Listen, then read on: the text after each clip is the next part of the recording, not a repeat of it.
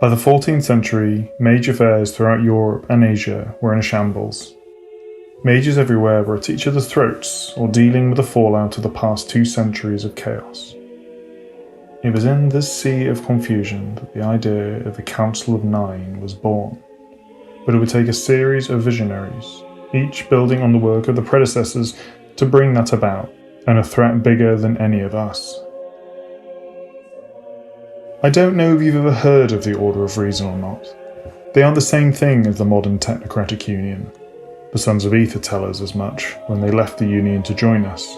More like, the Order is what laid the foundations for the technocracy. The core of the Order of Reason was a group known as the Craft Masons. They were a band of engineers, social reformers, and artificers who wanted to build a better world by bringing order and stability to Europe. Part of that stability meant getting rid of the vampires, goblins, and other monsters that terrorized mankind. All fine and good. Unfortunately, they also didn't like the Order of Hermes, which isn't surprising, given that the elitist, self-absorbed Hermetics were pretty much the antithesis of egalitarian and socially minded craft masons. Gradually, the craft masons managed to find allies throughout Europe, parts of the Middle East and Asia to help advance their great work. A lot of the old Greco-Roman philosopher guilds joined them, along with Italian merchant houses, the Knights Templar and others. Calling themselves the Order of Reason, this group set out to remake Europe in their own image. And since this image didn't include magic, they declared war on every mystical sect they came across. It has been said that the Council of Nine owes its existence to one man, and in a way, that's very true. No one knows where Shazaar the Seer came from. Some say India or Persia, others Africa. I've even heard stories that he was some sort of seraphim, or a dragon, who'd taken human form. In the end, it doesn't really matter. Skilled in a variety of ecstatic arts from all over Asia, he was a powerful magician and prophet.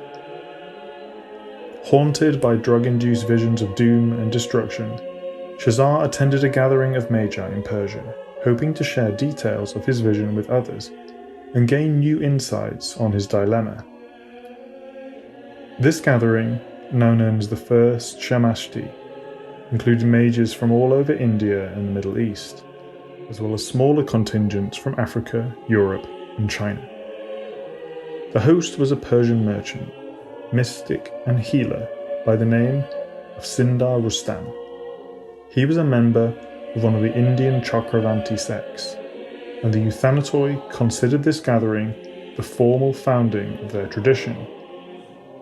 Anyway, Shazaar shared his vision with the other soothsayers and seers, and while we all agree that it was an omen of something bad on the horizon, no one could quite agree on the interpretation, or suggest anything to do about it.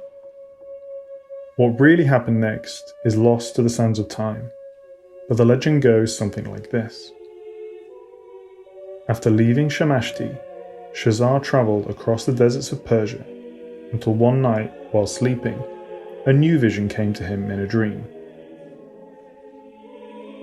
The ground Shazaar slept on was the very spot over a millennium ago where Khwaja al-Akbar handed down the doctrine of unity to the al-Batin.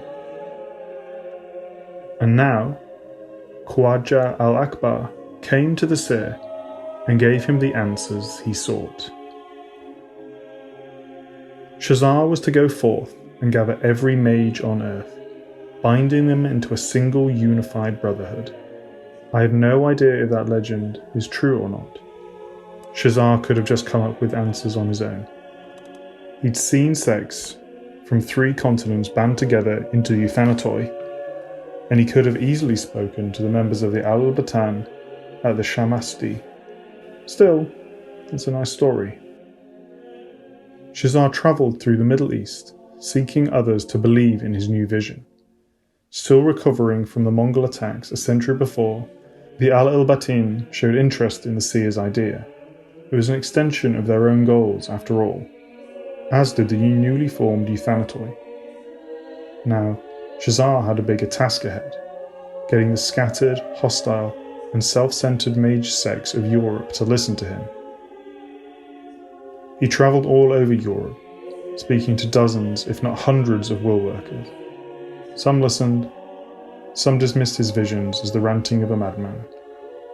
Luckily, he found 3 influential masters who listened, and more importantly, believed. The Catholic Church didn't care much about witchcraft in the 15th century, but the Order of Reason did. One of the Order's factions, the Cabal of Pure Thought, had a vision of one world, one God. And there wasn't any room for witches or pagans, or really anything that wasn't a strict Catholic, in their perfect universe. The Knights of the Cabal attacked folk mages throughout Europe, hitting communities in England and Germany the hardest. Obviously, these people wanted revenge.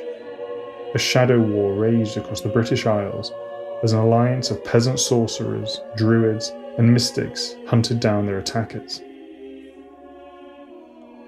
Leading this alliance was a young woman known only as Nightshade.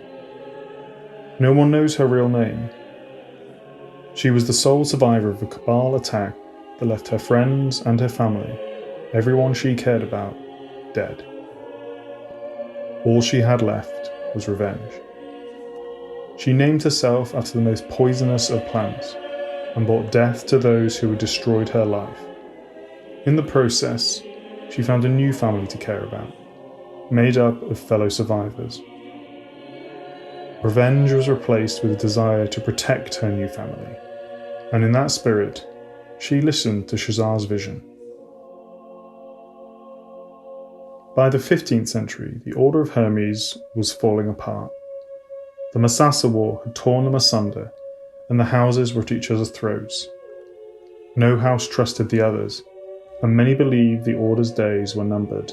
This was the situation in which Shazaar found Master Baldric Lasalle, Bani Titalis. If you're unfamiliar with House Titalis, their core belief is that growth comes from conflict. Most took this to mean challenging other hermetics to duels every chance they could. Lasalle was different. He sought out challenges that went beyond mere magical dueling. Lasalle spent decades attempting to hone himself into the perfect magus, perfecting mind, body, and soul alongside mystical skill. He was an accomplished diplomat and politician, as well as athlete, scholar, and warrior. Stories have him besting sphinxes in riddle contests, outfighting some of Europe's greatest swordsmen, and stealing hearts of queens, both mortal and fairy. God knows how many of these rumours are true, but by all accounts, he was one of the most impressive figures of his era. Now Shazaar presented Master Lasalle with the greatest challenge of his life: reunify the shattered Order of Hermes and get them to ally with the lesser magicians throughout the world. After the break with the Church, the messianic voices had gone underground.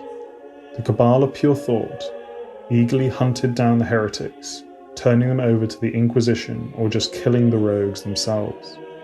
Monasteries became favoured hiding places for the voices, and it was in such a place that Shazaar found the man who would found the Celestial Chorus. Valoran was a French bishop who'd been forced to disguise himself as a simple monk after being denounced by the Inquisition. A powerful miracle worker, he was renowned not only for his abilities as a healer and exorcist, but his skills as a theologian and scholar as well. Valoran was unique among those Shazaar met because he knew the Seer was coming to him before he even got there. The Archangel Gabriel had come to him in a dream, showing him a vision of a choir of thousands, each singing with their own voice, but united in one song. Valoran believed that God wanted him to join Shazaar's crusade. and the monk took to it with a fervour that matched, if not surpassed, the seer's own. To Valoran, the Council of Nine was the destiny God had set forth for him, and for the rest of his life, he believed that unity of the 9 traditions was nothing less than God's will. Shazaar instructed the 3 masters to gather at the ruins of Mistridge, a hermetic chantry in southern France that had been destroyed by the craft masons under the cover of the Albigensian Crusade. The seer had never been to Mistridge before, nor had he even heard of the place. It had been revealed to him in one of his Hajjash-inspired visions. These abandoned, burnt-out ruins, he told them, were all that would remain of their respective mystical traditions unless they joined together and helped each other. This gathering lasted for a few months, and the 4 masters and their respective entourages spent most of the time arguing and debating until they finally agreed on the idea of a council of mages to help bring some sort of order to the diverse groups and help formulate some sort of defense against this new order of reason. These debates helped bring the 3 rival European woolworkers closer together. They didn't quite become friends, but they did, at least, develop a mutual respect for one another's passions and intelligence. With the gathering's end, the 4 groups, led by Lasalle, Valoran, Nightshade, and Shazaar, scattered to the 4 winds, planning to gather more converts to their cause and meet again in 9 years. Those next few decades are when the Council of Nine first starts to come together. It's also the period 3 traditions trace their formation to. The first is born during the gathering itself. Shazaar, in his quest to find mages who would listen to his vision, had been all over Europe, and while Nightshade, Lasalle, and Valoran were the most influential who attended the first gathering, they were not the only ones. One of those was William Groth, the leader of a band of Germanic folk mages who, like Nightshade's group, were survivors of Cabal assaults. United by shared pain and loss and a desire to protect those who looked to them for leadership, Nightshade and Groth rapidly overcame their language barrier, and over the next few months became first friends and then lovers. The 2 were wed in a mystic ceremony that bound them together, heart and soul. The ceremony also symbolized the union between the 2 factions, whom Nightshade and Groth envisioned as being just the first 2 branches of a mighty tree that would spread all over creation. They named themselves Verbena, Latin for the sacred branches. This British and Germanic core would soon be joined by Italian, Slavic, Greek, and other sects. When the Mistridge gathering ended, 2 newlyweds set off in opposite directions, each seeking more mages to join their new tradition and the second gathering. Nightshade went west, first to Iceland and then further, following the old routes of the Vikings, or if you believe the legends, the Welsh Prince Madoc, used to reach the North Americas. She travelled through the Americas, speaking to medicine workers and priests all over the 2 continents. From there, she managed to find her way to Africa, where she persuaded even more groups to attend the second gathering. Groth went east, first to the Balkans and then into Russia. Groth died out there in Asia. To this day, no one knows what happened to him. Supposedly Nightshade was wandering the African savannah and she felt his death. We know Groth made it as far as China, because the Akashics who travelled to the second gathering said he was the man who'd told them of it. There were even shamans from Siberia who spoke of a giant with hair of fire and a voice that spoke with thunder.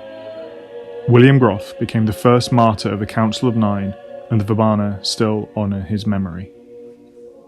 As Nightshade and Groth travelled the globe, Valoran set out to work reunifying the messianic voices, and he really had his work cut out for him.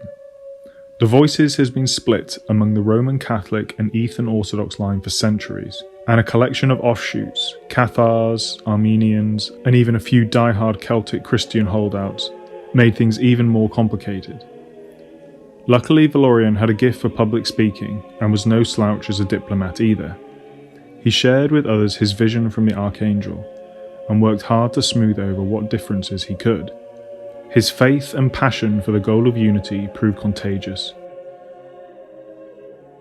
Gradually, more and more began to share in his dream, and by the time of the second gathering, Valorian was able to present a unified faction of Christian Magi from across Europe.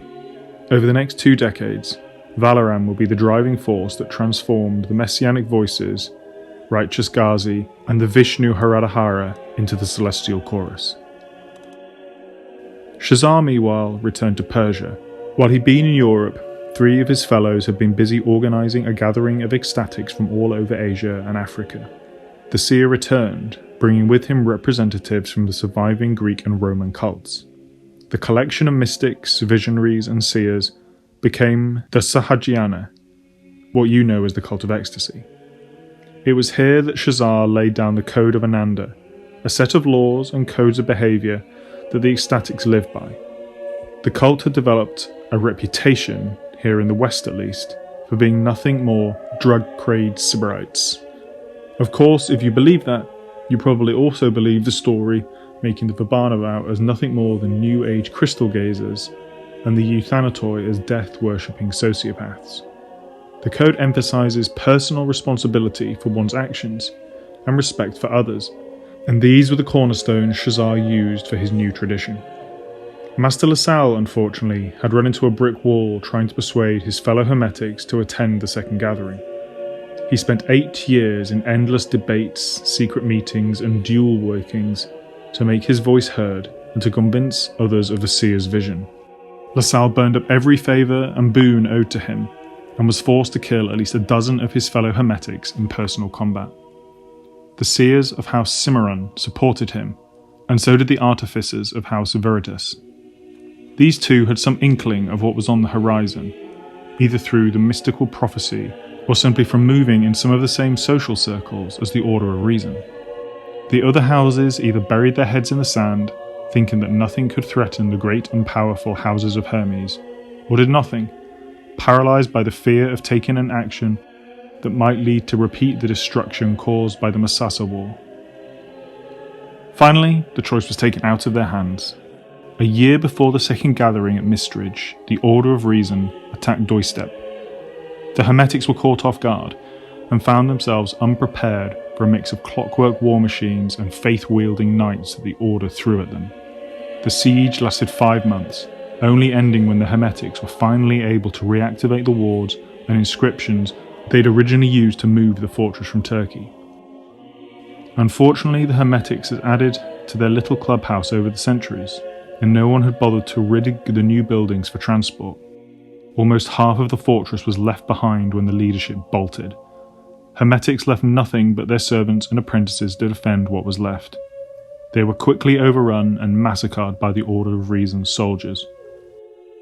The craft masons had attacked Hermetic chantries before, but always under the cover of other conflicts.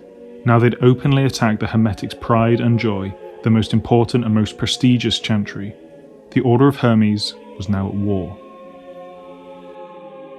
The first Mistridge gathering had been a small affair, less than 24 mages basically having a campout.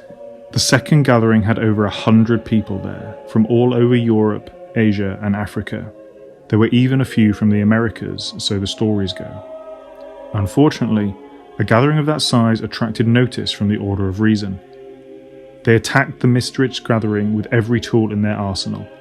Hand cannons, Greek fire, clockwork tanks, armoured knights, and airships. The gathered mystics fought back, but they were badly outnumbered and might have been wiped out if not for one thing. The Order of Hermes had been caught flat-footed once before, and vowed to never let it happen again. Their representatives at Mistridge had come prepared for such an event, and so summoned forth over a dozen dragons that the Order had made pacts with. You're probably too young to have ever seen a dragon, and their place in the world is long over. They are, as one Hermetic poet once said, the power of the universe given form of flesh. The Hermetics and their dragon allies tore into the Order of Reason, hurting their army badly. Before the artificers could recover, the other mystics had rallied and managed to drive the Order of Reason from the battlefield. If you've ever wondered why the Order of Reason ended up having so much influence over the formation of the Council of Nine, and why they have so much say in setting council policy, or even why other traditions have ever put up with such a collection of swell-headed bastards, this is why. Not only did their actions save countless other representatives, but the Order of Hermes shows just how much power they were bringing to the table. After that, it was decided that the mystics needed a safer place to meet, so they built one. A realm was constructed in the spirit world, drawing power from nodes all across the world. This place was named Horizon, and it was here that the Council of Nine was created and the 9 traditions formalized. If there were 100 mages at Mistridge, then there were 5 to 10 times that number at the Grand Convocation. Groups were crawling out of the woodwork, including dozens that no one had even seen before, and a few, like the Mithratic singers, that most mages believed were long dead. Groups from Polynesia and Australasia showed up without having even been invited, saying they'd learned of the convocation from dream quests from spirit messengers. It took another 9 years for the traditions to be formalized, and very rarely did things work out smoothly. Arguments were common, as were formal duels and even fistfights. Just deciding the number of new traditions was a problem. Some wanted every group to have an equal voice, but that got shouted down by almost all of the larger groups. Someone on the Order of Hermes suggested making all of them hermetic houses, with smaller ones going to House Ex Miscellanea. Not even the Hermetics would go for that. Most of the Verbena and Chorus suggested 3 groups, but that didn't fly either. 33 was proposed. The Akashics suggested 5, then 8. Finally, everyone settled on 9, 1 for each of the spheres that they decided upon. Then came the next big hurdle of who the 9 traditions would be. Someone, one of the Alabatan I think, suggested groupings based on region. In theory that sounded good, but no one would go for it. The Hermetics demanded their own group, and the Verbena and the Choristers weren't thrilled with the idea of merging. On top of that, the Sahajiana, having just formed, weren't in the mood to be broken apart again. Through all this bickering, the power plages gradually emerged. The Order of Reason was not going to budge on keeping their own identity, and after Mistridge, no one was willing to argue with them over it either. Nightshade and Valoran provided the next 2 power blocks. Nightshade managed to gather folk mages from all over Europe under her banner, and started making alliances with groups from Africa and the Americas as well.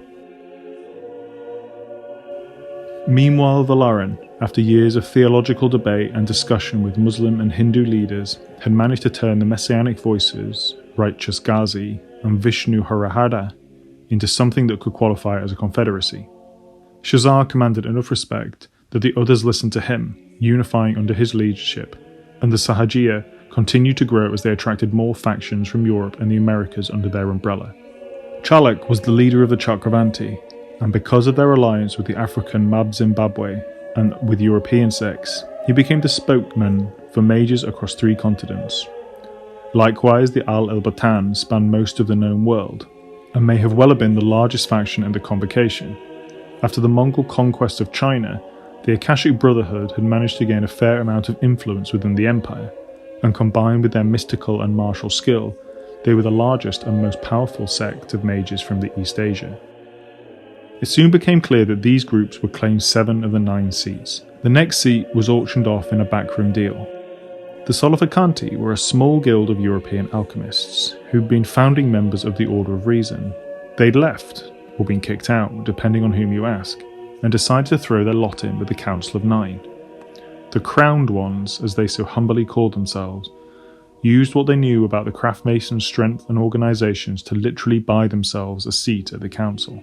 The Solificanti barely outnumbered the average Hermetic house, and this left a lot of other mid-sized factions really pissed off. To them, it looked like the Europeans were playing favourites with their own.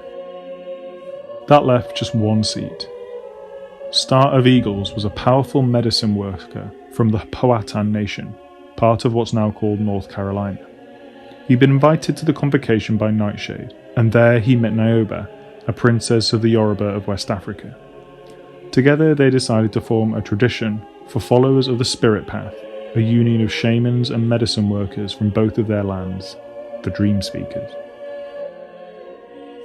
The other traditions agreed to this, but where Star Eagle and Niobe saw a brotherhood of those who spoke with the spirits, others saw a dumping ground for primitive witch doctors who didn't meet the standards of real magicians.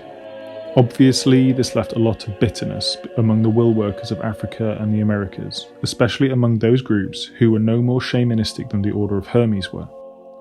A lot of these groups fought to retain their cultural identity, and several of them found their way into other traditions, a lot more just left in discuss. Once the 9 mystical traditions were formalized and their representatives chosen, the council decided to create a symbol of this great unity. They decided to call it the First Cabal, and each tradition pointed somebody who they thought best represented their ideals. The road to hell, as they say, is paved with good intentions, and the Cabal was the council's biggest success and also its greatest failure.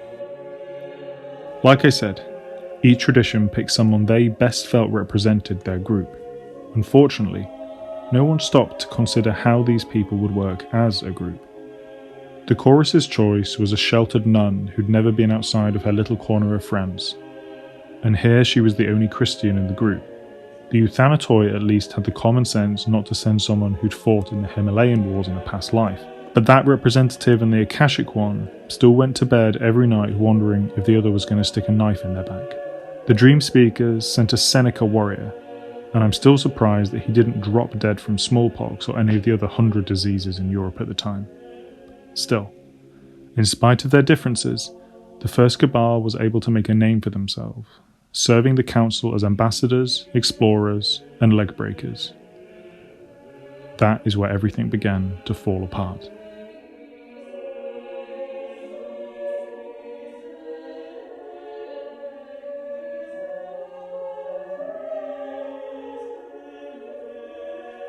The previous extract was taken from the book Guide to Traditions, published originally for Mage Revised Edition.